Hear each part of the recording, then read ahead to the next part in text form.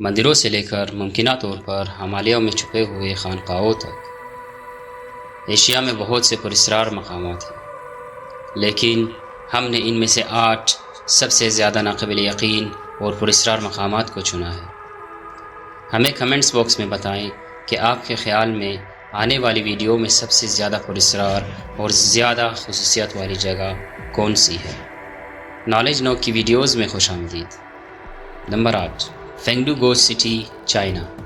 فینگڈو ghost city وسطی پہاڑوں میں واقع فینگڈو ایک مذہبی کمپلیکس ہے جو مکمل طور پر بعد کی زندگی کے لیے وقف ہے۔ تو آپ شاید تصور کر سکتے ہیں کہ یہ تھوڑا سا ڈراؤنا ہو جاتا ہے۔ یہ کمپلیکس خانقاہوں کے مزاروں، مندروں اور مجسموں پر مشتمل ہے۔ جیسا کہ یہ چینی روایتوں، کہانیوں اور داستانوں سے منسوب، یہ تصویر یہاں بے بسی کا پل دکھاتی ہے۔ یہاں یہ تصویر انتقامی بت کے مجسمے کو دکھاتی ہے جو یقینی طور پر کچھ بچوں کو خوفزدہ کر دے گی۔ اس ڈرامے میں اس مقام پر کنفیوژزم، تاؤمت اور بدھ مت کے ساتھ ایک پراسرار امتزاج دکھایا گیا ہے۔ اس جگہ کی ابتدا 2000 سال پہلے کی ہے۔ یہاں روایتی چینی فن تعمیر کی کچھ اچھی مثالیں ہیں، جیسا کہ ہم اس گھر کو دیکھ سکتے ہیں، جو کہ ایک اور جگہ ہے جہاں روحیں اپنے سفر کے دوران ان تمام لیجنڈز کے ساتھ ایک بت کے طور پر گزاریں گی۔ آپ نے یہ بتانا ہے کہ آیا یہ جگہ زندگی گزارنے کے قابل ہے یا نہیں۔ نمبر 7، ہاؤ پار ولا۔ اگر آپ کبھی ڈیس پہ گئے ہیں، جو کہ ڈزنی لینڈ میں ایک چھوٹی سی سواری ہے، یہ جگہ اس طرح کی ہے کہ جہاں بہت زیادہ اندھیرا ہے۔ جہنم کی 10 عدالتیں ہاؤ پار ولا کی سب سے مشہور ڈرامے ہیں، جس میں چینی افسانوں کے مطابق بعد کی زندگی میں گناہ گاروں کو ملنے والی سزاؤں کی بھیانک تصویر کشیدگی گئی ہے۔ باہر سے اس کا گیٹ بہت معصوم سا لگتا ہے۔ زائرین کو مختلف عدالتوں کے ذریعے ایک تکلیف دہ سفر پہ لے جایا جاتا ہے، جہاں وہ گناہ گاروں کو ان کی بدعمالیوں کے لیے ہولناک سزاؤں کا نشانہ بننے، پتھروں سے کچلے جانے سے لے کر ان کی آنتیں نکالنے تک کے تفصیلی ڈراموں کا مشاہدہ کرتے ہیں۔ لیکن یہ وہ جگہ ہے جہاں آپ کو اندر جانے سے پہلے اپنے آپ کو تیار کر لینا چاہیے۔ سنگاپور کی اس ولا کے تمام خوفناک تصاویر نہیں دکھا سکتے، لیکن یہاں جو بھی فنکاروں نے کام کیا ہے ان میں ایک جنگلی تخیل ہے، جیسا کہ تصویر میں یہ خوفناک دکھائی دینے والا کیکڑا، اور آپ ڈراؤنا احساس کا تصور کر سکتے ہیں، کیونکہ اگر اسے کبھی آزاد کر دیا گیا تو کیا ہوگا۔ Number 6، Kawah Ijen, Indonesia. Java Indonesia میں فعال آتش فشاں پہلے سے ہی کافی طاقتور اور پراسرار ہے، جو حالیہ برسوں میں سیاحوں کی توجہ کا مرکز بن گیا ہے، جس نے بہت سے سیاحوں کو حیران کر دیا ہے۔ زمین کی تزئین کا زیادہ تر حصہ یہاں سلفر کی ذخائر کی وجہ سے پیلے رنگ کا ہے، جو تقریباً کسی دوسرے سیارے کی طرح لگتا ہے۔ یہ ایک خطرناک جگہ ہے، جیسا کہ آپ اس سائن بورڈ پر دیکھ سکتے ہیں، لیکن یہ کچھ کارکنوں کو چاندی جمع کرنے کی کوشش سے باز نہیں رکھ سکتا۔ ایک انوکھی چمکتی ہوئی نیلی آگ، کیا یہاں سلفیرک گیسز بھڑکتی ہیں، جیسا کہ ہم اس تصویر میں ہوتا دیکھ رہے ہیں، اور آپ کو حیران ہونا پڑے گا کہ کیا اس جیسی کوئی اور چیز دنیا میں ہے۔ نمبر 5، ٹکیز آف ہیوا ہوا۔ آپ نے پہلے ٹکیز کے بارے میں سنا ہوگا، اور یہ کہاں سے آئے ہیں اور یہ ٹکیز کیوں بنائے گئے تھے۔ یہ ٹکیز فرانسیسی پولینیشیا مارکیساس جزیروں پر بسنے والے ہیوا ہوا کے مقامی باشندوں کے خدا کے رشتہ دار ہیں، جسے اس جزیرے پر کثرت سے نمائش کی جاتی ہے، جیسا کہ ہم یہاں دیکھ سکتے ہیں۔ اور ایسٹر جزیرے کے مجسموں کی وجہ سے الجھن میں نہیں پڑنا، یہ کسی حد تک ایک مہمہ ہے کہ ان جزائر کے مقامی لوگ کس طرح سے پتھروں کے مجسمے بنانے میں کامیاب ہوئے، جبکہ کوئی دیہاتی اوزار نہیں۔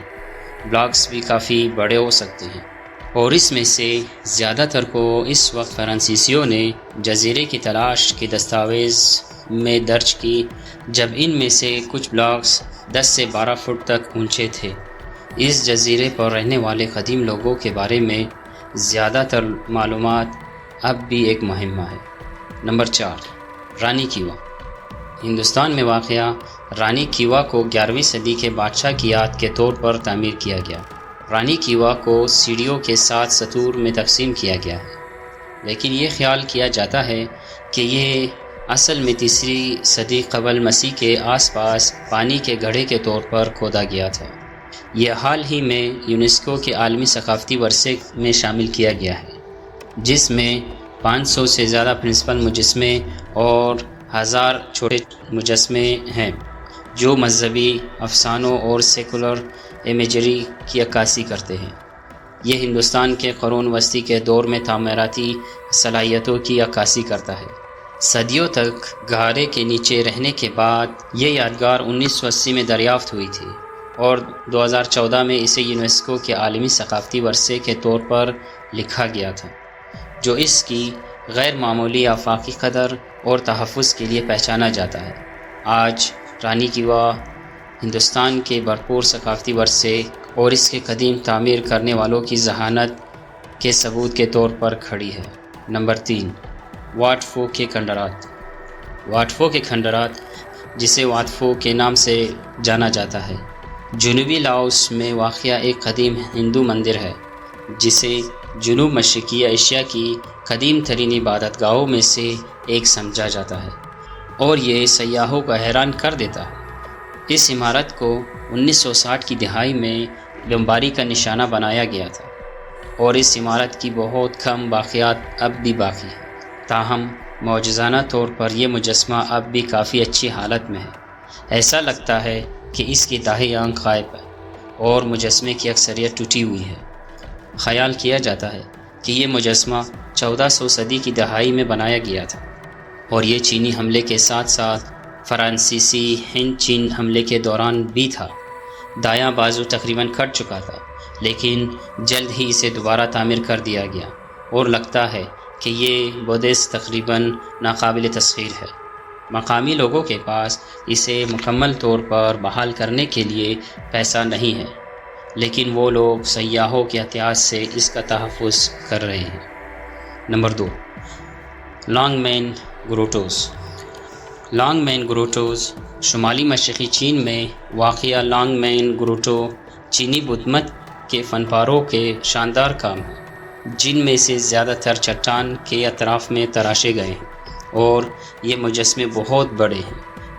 یہ نقش و نگار 57 فٹ سے لے کر صرف 1 انچ تک ہو سکتے ہیں، اور یہ دریا کے دوسری طرف سے نظر آتا ہے، جیسا کہ ہم یہاں دیکھتے ہیں۔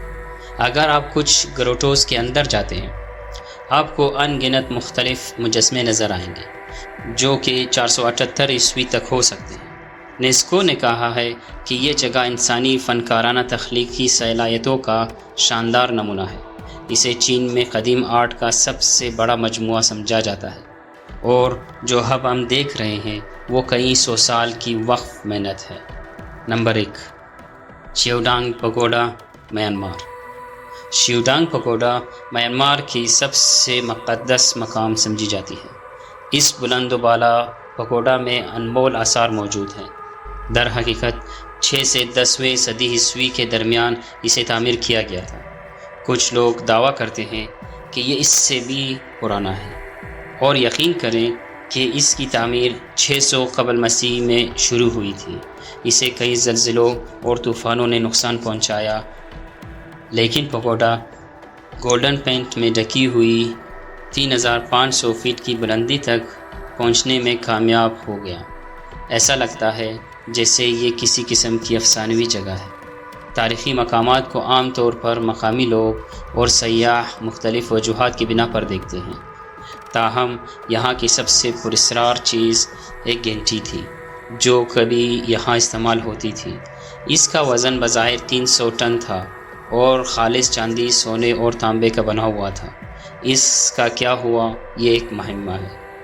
کچھ لوگوں کا دعویٰ ہے کہ پرتگالی متلاشیوں نے اسے لوٹ لیا تھا، لیکن اس تمام دھات کے ساتھ اس کی کشتی قریبی ندیوں میں سے ایک میں ڈوب گئی تھی۔ بہت سے لوگ اب بھی دریائے بکوٹا کی تہہ میں واقع افسانوی گھنٹی کو تلاش کرتے ہیں، تو کیا وہ اسے کبھی تلاش کر پائیں گے؟ کون جانتا ہے۔